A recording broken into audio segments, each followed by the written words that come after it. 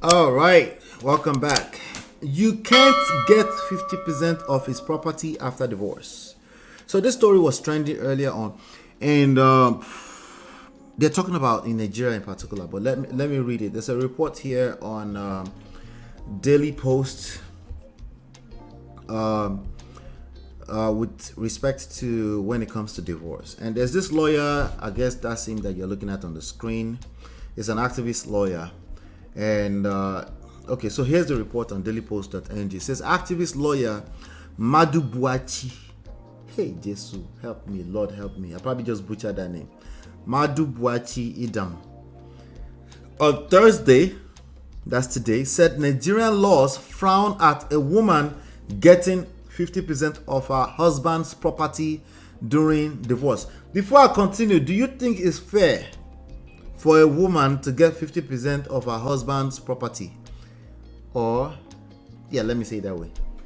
Of her husband's property if they go to divorce. Do you think that's fair? Anybody think that's fair? Junju say people are fond of quoting statistics over a real life experience. I know. Like everybody's experience is different. Statistics are good for studies. That's about it. We don't use it to predict people's lives. So, do you think that's fair? Do you think it's right or do you think it's wrong for a woman to get 50% of her husband's property if they go through a divorce? Well, you're right. What y'all think? Anyway, activist lawyer. Nobody's answering me, so let me continue. We're here. I'm here by myself. It's okay. Edom warned that women who push their husbands into court marriage with the intent of sharing his properties during divorce should know that such is alien to the Nigerian law. Let's reverse. That paragraph is pregnant. Edom warned that women, those of you women that want court marriage by force, by fire, because you are planning, particularly this word, one of the most problematic words that we're going to have in conversations about marriage, relationships, dating, is the word pretend.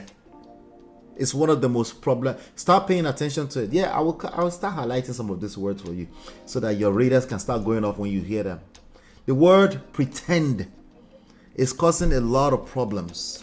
In marriages, it's causing a lot of problems, creating a lot of fear for unmarried people. Okay, essentially, they engage trying to make a faith move from pragmatic place, which is why potentially they might have to wait until 50, 60 before they finally realize that it's always a move of faith. Sorry. Right? Anyway, that paragraph, let me read it again for you. I don't know if you get it yet. Here's what I just said, okay? I'm going to repeat this multiple times as we continue in this journey, this prestige journey, okay? One of the most problematic words when it comes to handling crisis in dating, relationships, and marriage is the word pretend. Let's see what, so sometimes they use as planning to. Adam warned that women who push their husbands into court marriage with the intent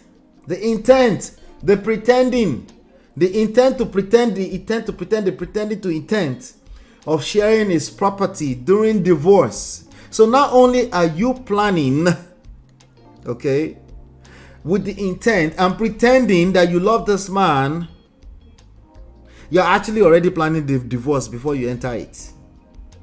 Okay, let's keep going. So if you are the kind of woman and you're pushing men to go to court by force instead of you just getting pregnant jejely and let's do life together, okay? If you say court wedding because you want to collect somebody's money, he's warning you. That's who he's giving warning to right now. Edom warned that women who push their husbands into court marriage with the intent of sharing his properties during divorce should know that such is alien to the Nigerian law. In a chat with Daily Post, the lawyer noted that the spouse will be made to provide evidence of contributing towards the acquisition of such a property. Okay? Do you think that's fair to make a woman provide evidence before she can get something out of a marriage that she was a part of? Do you think that's fair? Beyond Braids, Jim, you say it depends on how those properties are acquired, joint or solely. Okay, all right. That's what the Nigerian law says. That's not what it says in California, though. I think New York is also crazy. But let's keep going. Everybody's panicking right now. Everybody's afraid of women. Gentlemen. Oh my show. How did we end up here? Everybody's scared of women. Okay. According to Edom, and I quote, the law that awards 50% or any percentage of a man's property to his wife during divorce is strange to the Nigerian soil. Women who push their man to have them married statutorily, statutorily court marriage with an intention.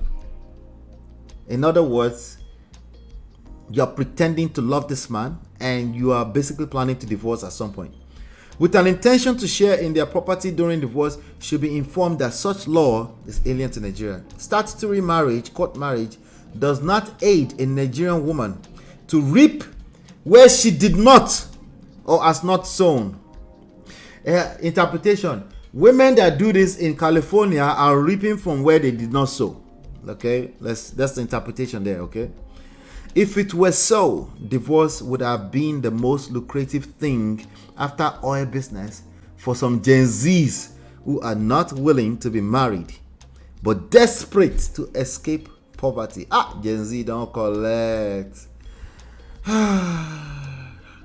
Jesus is Lord. Sorry. How did we get here? These people are so delulu. They watch too many American TV shows. I believe that's where this is coming from. This is another man who has been engaging entertainment by way of manosphere, nothing else.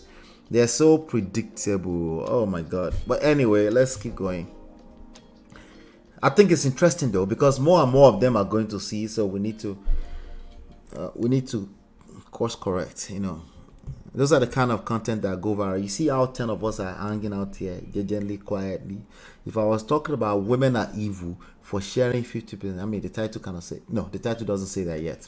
But if the title said that, it will probably be more here right now. Because everybody is just moving from a place of fear. Everybody's afraid of themselves.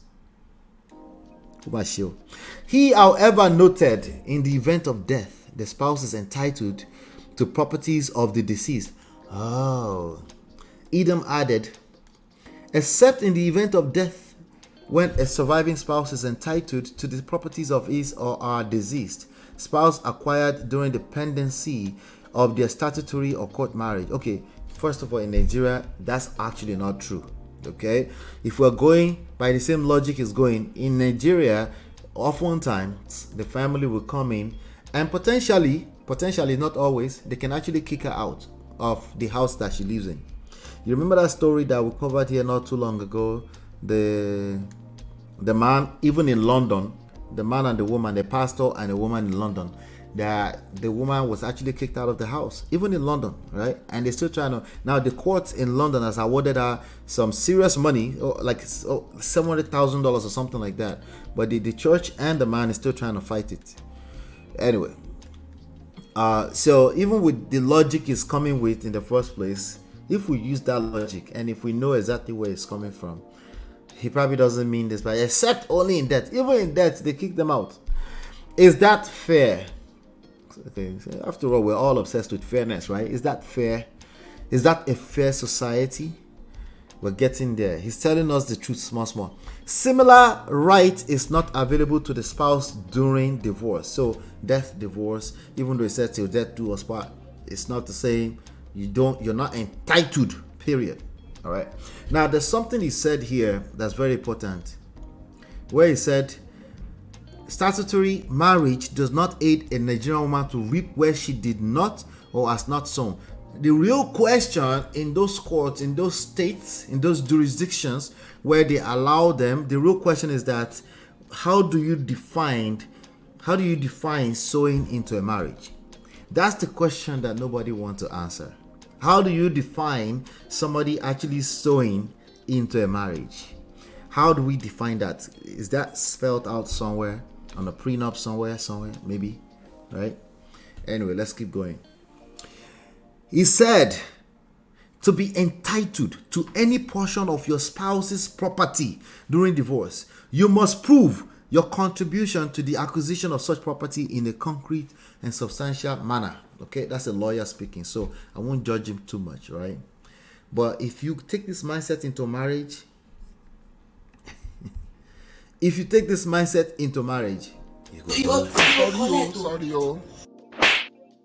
and that's especially true if you are a lawyer. Okay, even if you're a lawyer, yes, you self go collect. Let's continue here. Laws are territorial. What is obtainable in the UK is not automatically applicable in Nigeria, except it's legislated as a law in Nigeria. Okay, now keep in mind, I have not said it's wrong in any way. Okay, I look at this kind of stuff, and then I want you to pay attention to the kind of mindset it creates for people who might actually end up in that situation, not the professional running his mouth. I'm talking about people that are actually in that situation, and now they think the best way to protect themselves is to build a wall around themselves. Like I said yesterday when I was hanging out with Uncle Beno here, you can build a wall around yourself so high that when that wall caves in, no one will be able to find you in them rubbles. There, I'm warning you. This is real life. This is not textbook. If one of your reasons for pushing your spouse is to have married statutory is to enable you enjoy a certain percent of his wealth, when you or he seeks divorce, you may need to rethink. So let me say another thing. Anything can happen. There are pretenders out there. Is it most of the cases? No, I disagree. I don't think most people are going into a whole marriage just because they want to pretend to take somebody's money. Okay, I think that's minority. What about all these people marrying rich people? Well, let's do the math. Rich people are actually still the minority of the society. So your math is already off. Okay, the math is already off. But for the few, one too many people that are actually doing that, okay, if you're going into a marriage and you're pretending to collect somebody's money, yes, you go collect. Sorry. But honestly, I don't think you will listen anyway because you're a thief, right? So I'm never really talking to thieves and cheaters and liars. I'm talking to good people like us that we end up collecting because we needed some type of wisdom to navigate life. We were delusional. We thought it was good enough just to be a good person, and you're finding out, possibly for the first time, that it's not good enough to just be a good person. You actually need to have some skills, know what you're doing, right? Which is why just reading textbooks and telling us what the law says is not good enough to sustain a marriage. And by the way, this young man right here with this beard, he's probably just speaking for himself. He's probably afraid shitless of marriage, and he's trying to warn women, don't come and try to steal my money. But you might be able to protect yourself financially, but the biggest piece of this is your heart. You're probably setting yourself up. Okay, you're probably gonna be hurt even more because you're probably operating from a place of unrealistic expectations. Disappointments comes from expectations. So if your expectations are unrealistic, particularly when you thought you've read all the books in the world, like in real life, you're actually a smart, intelligent person.